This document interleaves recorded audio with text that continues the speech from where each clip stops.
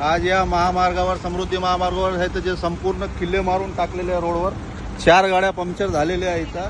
आणि MSRDCला हे अधिकाऱ्याला कळायला पाहिजे की मग किती गाड्या फास्ट येतात 120 ह्या स्पीडने आणि किती गाड्या पुढं येतं जे पंक्चर झालेले आहे.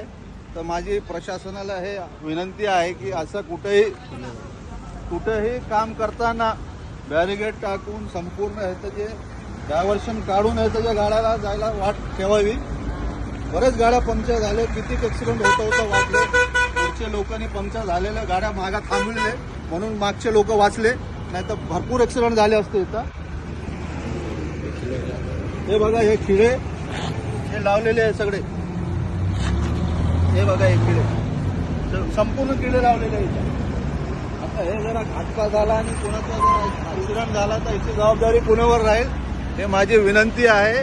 माननीय एकनाथ शिंदे साहेब, उपमुख्यमंत्री देवाभाऊ आणि अजितदादा पवार यांना की हे असं काम करताना डायव्हर्शन काढून बॅरिकेड लावूनच पुढचं काम करावं. अन्यथा मोठा अनर्थ इथं झाला असता, खूप मोठा अनर्थ झाला असता इथे. आता किती जण सांगणार आम्ही, सांगा ना. म्हणजे आता त्या गाड्या पंक्चर असता याला ते बिचारे अगर थांबले नसते तिथे तर किती गाड्या आमच्याच गाड्या पंक्चर झाल्या, आम्ही थांबले. हो, बरं झालं तुमच्या गाड्या पंक्चर, तुम्ही मागच्या लोकांना थांबवला. आम्ही तेच चढले असते.